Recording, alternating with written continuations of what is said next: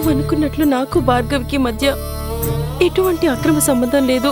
నా మాట నమ్ము. చావుకి దగ్గరైన ఏ మనిషి అబద్ధం చెప్పడు. నీ మెడలో తాళిబొట్టు ఉంచుకొని కూడా నీ భర్త ఎవరో చెప్పుకోలేని స్థితిలో ఉన్న నువ్వు సిగ్గుపడాలి. చూసావా రాజేంద్ర, నువ్వు చేసిన పాపానికి నేనెలా శిక్ష అనుభవిస్తున్నానో? నీకు దగ్గరై నీ సంసారాన్ని పాడు చేయమంటావా? నీకు దూరమై ఇలాంటి అపవాదులు మోస్తూ చస్తూ బ్రతకమంటావా? నాకేం కనిపించడం లేదు. ఈ దశలో అతనికి 10 నిమిషాలు కళ్ళు కనిపిస్తే మరో 10 నిమిషాలు కళ్ళు కనిపించవు. అవినాష్కి ఇది చివరి దశ.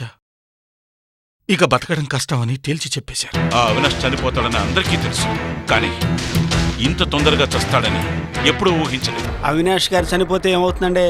భార్గవ్ గారు ఉన్నారు కదా అన్ని వ్యాపారాలు చూసుకోవటానికి.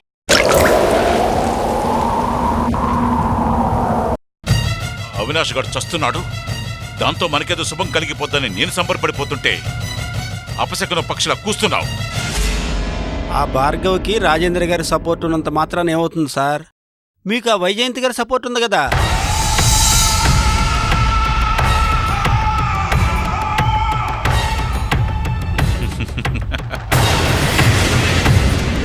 You are right.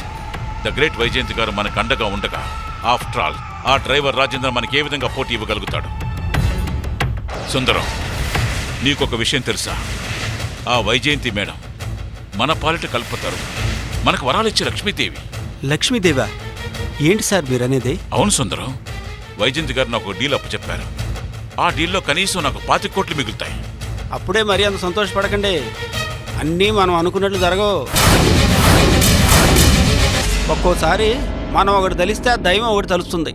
ఎందుకైనా మంచిది ఈ డీల్ పూర్తయ్యే వరకు మనం వెయిట్ చేసి చూద్దాం సార్.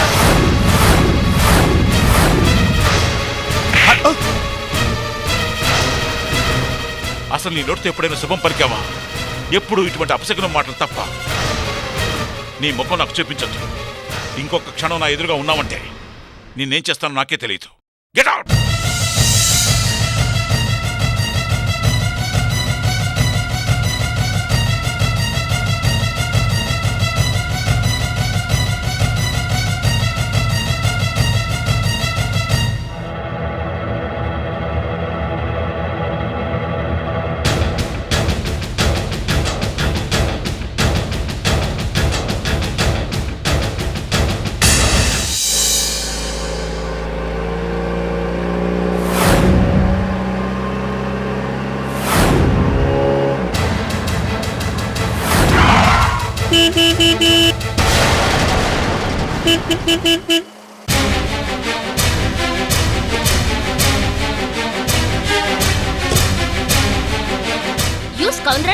నీకేమన్నా పిచ్చా? ఇలా రోడ్డు మధ్యలో నిలబడ్డావు. నీకంతగా చావాలని కోరుకుంటే ఏ రైలు కిందో వెళ్ళి చావు. అంతేగాని నీకు చావడానికి నా కారే దొరికిందా?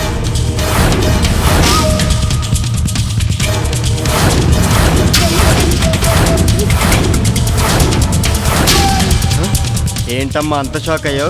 గుర్తుపట్ల నేనే భద్రేనే. ఏంటమ్మా అన్నావు? చావడానికి నేనే దొరికానన్నావు కదా? అవునమ్మా, ఇప్పుడు నీ బతుకైనా చావైనా నా చేతిలోనే ఉంది.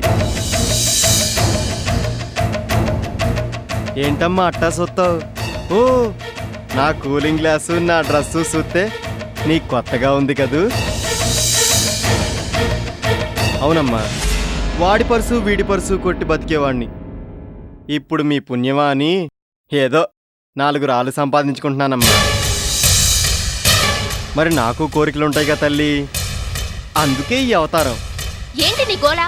ఇంతకీ నా కారెందుకు పాపం? ఏమి లేదమ్మా, నాకు ఓ ఇంటోడిని అవ్వాలనిపించింది. ఇంటోడంటే నువ్వు అనుకునేది కాదమ్మా, ఓ ఇల్లు కట్టుకుందాం అనిపించింది.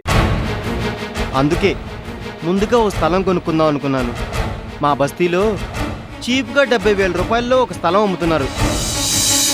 ఆ 70,000 నువ్వు సర్ది పెడితే కట్టుకోబోయే ఇంటికి నీ బిడ్డ పేరు పెట్టుకుంటానమ్మా. 70,000 నా దగ్గర లేవు. అయినా ఈ విషయం ఇన్స్పెక్టర్ మాధవి గారికి చెప్తాను, జాగ్రత్త. అమ్మా తల్లి, నా మీద దయుంచి ఆ ఇన్స్పెక్టర్ అమ్మకి చెప్పొద్దమ్మా. ఈ ఒక్కసారికి నన్ను క్షమించమ్మా. ఇంకెప్పుడు నా మొహం నీకు చూపించనమ్మా.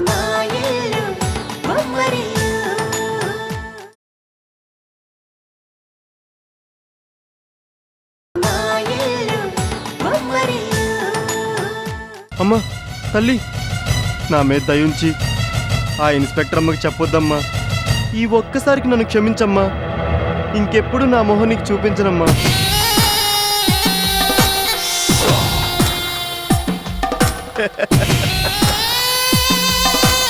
అని భయపడి బతిమలాడతాననుకున్నావా? మీరు ఇన్స్పెక్టర్ అమ్మకి చెప్తే నేను బిడ్డ విషయం అసలమ్మకి చెప్పేస్తాను. దాంతో నన్ను మెచ్చి ఆ అమ్మ నాకు 1,00,000 రూపాయలు ఇస్తుంది. నీ బిడ్డను తీసుకెళ్తుంది. వద్దు, ఆ పని మాత్రం చెయ్యొద్దు. నీకు కావలసిన డబ్బులు 2 రోజుల్లో ఇస్తాను. మా అమ్మే బంగారు తల్లి. వస్తానమ్మా.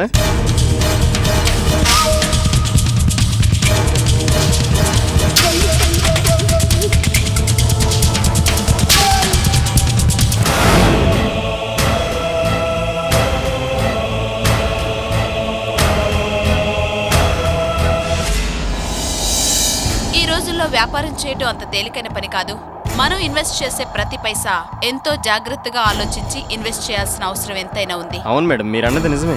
ఇంతకీ నాకు విషయం అర్థం కాలేదు రెడ్డి గారు. ఏమిటది? మీరు అమెరికా సిటిజన్షిప్ పొంది కూడా ఇండియాలోనే ఎందుకు ఇన్వెస్ట్ చేయాలనుకుంటున్నారు? అదా ఏం లేదు మేడం, అమెరికాలో పరిస్థితులు ఇప్పుడేమీ బాగలేవు. సాఫ్ట్వేర్ బిజినెస్ బాగా దెబ్బతింది. అందుకే ఇండియాలో రియలబుల్ సర్వీసెస్ దొరికితే ఇన్వెస్ట్ చేద్దాం అనుకున్నాను. ఇంతలో మీరు నమ్మకస్తులని, బిజినెస్కి కావాల్సిన ఎఫిషియన్ మీకుందని విన్నాను. Thank you very much. మీరు విన్నది నిజమే. నా జీవితంలో ఓటమి ఎరుగను. నమ్మితే ప్రాణాలిస్తాను, నమ్మక ద్రోహం చేస్తే ప్రాణాలు తీస్తాను. నేను చెప్పిన టౌన్షిప్ అదే. దానికి సంబంధించిన ప్లాన్ ఇది. ఈ ప్రాజెక్ట్ కంప్లీట్ చేయగలిగితే మనకు 200% లాభాలు అందుతాయి.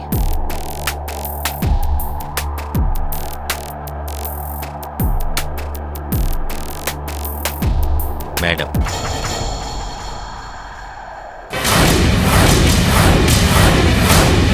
మీరిచ్చిన పేమెంట్స్ బ్యాంక్లో డిపాజిట్ చేశారు మేడం. సరే, నువ్వు వెళ్ళు, నేను వస్తాను. అలాగే. Okay sir, thank you. Okay madam. Ramachandar, first ఫ్లోర్లో అది.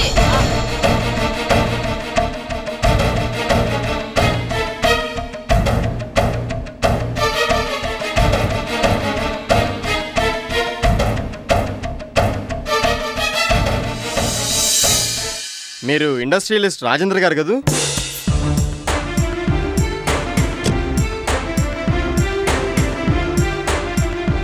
రాజేంద్ర? అతనెవరు? ఈయన నన్ను గుర్తుపట్టినట్లున్నాడు. నేను మేడం కారుకి డ్రైవర్ని. మీరు పొరపడ్డట్టున్నారు. రాజేంద్ర గారి విషయంలో పొరపాటు పడటమా? ఈ రోజు నేను ఈ స్థాయిలో ఉన్నానంటే ఆ మహానుభావుడిదయ్యే. మీరేదో దాస్తున్నట్టు నాకు అనిపిస్తుందండి. నిజం చెప్పండి, మీరు రాజేంద్ర గారే కదూ? మీరేంటండి రాజేంద్ర అంటూ నా వెంట పడ్డారు? ఆ ఇండస్ట్రియలిస్ట్ రాజేంద్ర ఎక్కడ? ఆఫ్టర్ ఆల్ ఈ కార్ డ్రైవర్ నేనెక్కడ? ఆయన ఏదో దేవుడని ఇంకేదేదో పొగుడుతున్నారే. అందుకే మీకు ఎవరిని చూస్తే ఆయనలాగే కనిపిస్తున్నారు. ప్లీజ్ నన్ను వదిలేయండి.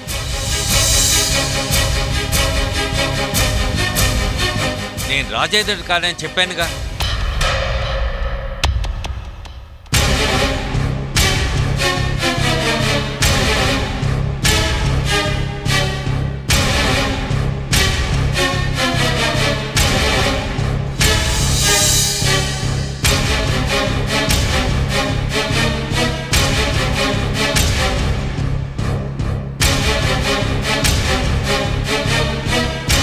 ఏమైంది?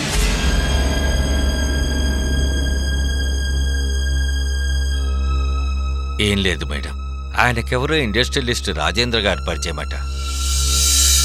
నన్ను చూసి ఆయనే అనుకొని పొరపాటు పడ్డారు. నేను ఆ రాజేంద్ర ఒకటి కాదని చెప్పి పంపించాను. ఓకే, పద.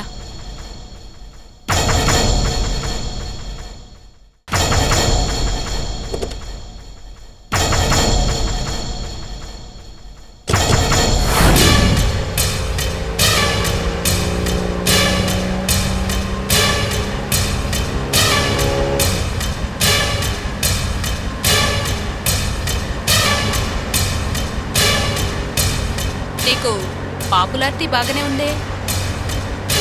నేను టౌన్షిప్ కడదామనుకుంటున్నాను.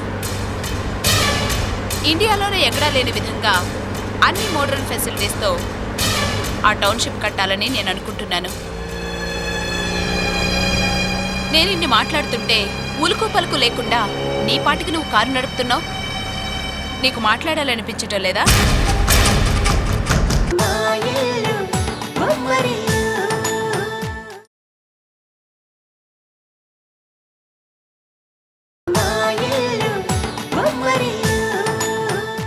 నేను ఇన్ని మాట్లాడుతుంటే ఉలుకు పలుకు లేకుండా నీ పాటికి నువ్వు కారు నడుపుతున్నావు.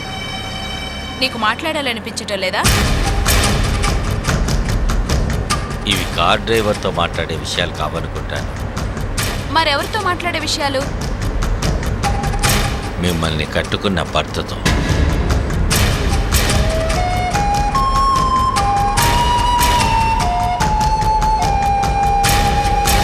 ఆ అదృష్టాన్ని నువ్వు కోల్పోయావు కదా. ఇంకొకరు దక్కించుకున్నారు కదా. అయినా ఈరోజు నాకు సపోర్ట్ చేయడానికి హరి ఉన్నాడు. అవును రాజేంద్ర, ఆ హరి చాలా మంచోడు కదా.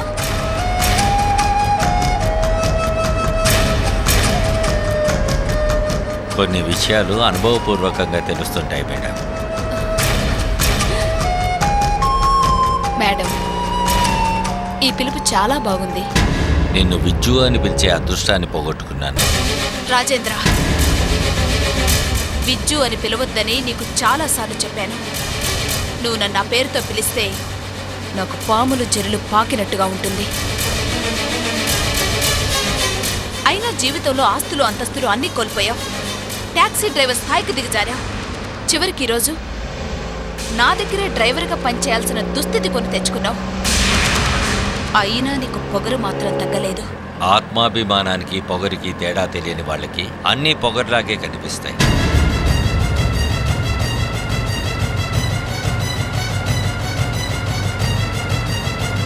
అయినా మనం పెట్టుకునే కళ్ళద్దాల్ని బట్టి రంగులు మారుతుంటాయి.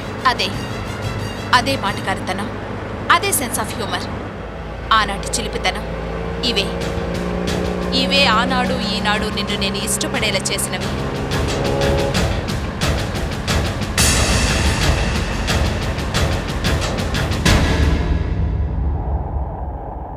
ఆహా ఆహాహా, సిటీ అవుట్స్కట్స్లో ఇంత పెద్ద ల్యాండా? మీరు సామాన్యులుగా సార్. సార్ అటు చూడండి, మీరు అసాధ్యులు సార్. మొత్తానికి వైజయంతి గారిని కూడా రప్పించారు. మరేమనుకున్నా, ఎంతటి వారైనా ఒక్కసారి మన చూపు పడిందంటే హరి హరి అంటూ మన పేరు జపించాల్సిందే. సర్లే గాని ఆవిడ వచ్చేసారు, పద.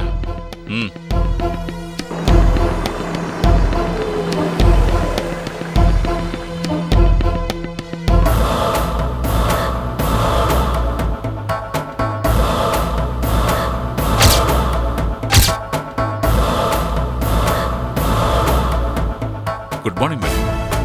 Good morning.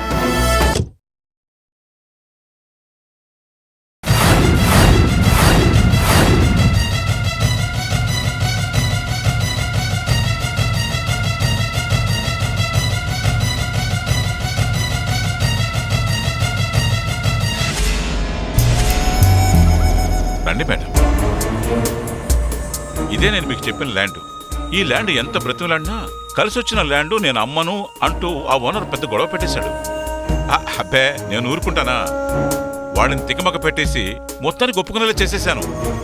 అంతేకాదు మేడం, ఎకరం 15 కోట్లు చేసే ఈ స్థలాన్ని మన కోసం ఎకరం 10 కోట్లకు ఒప్పించాను. అయినా మీరు నా కబురు పెట్టుంటే నేనే వచ్చి మిమ్మల్ని పికప్ చేసుకుని ఉండేవాడిని కదా.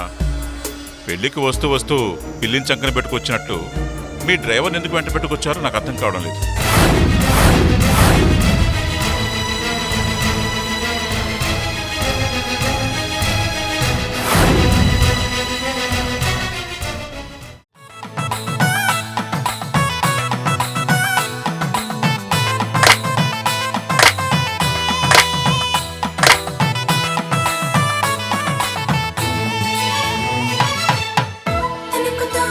తనుకుతాం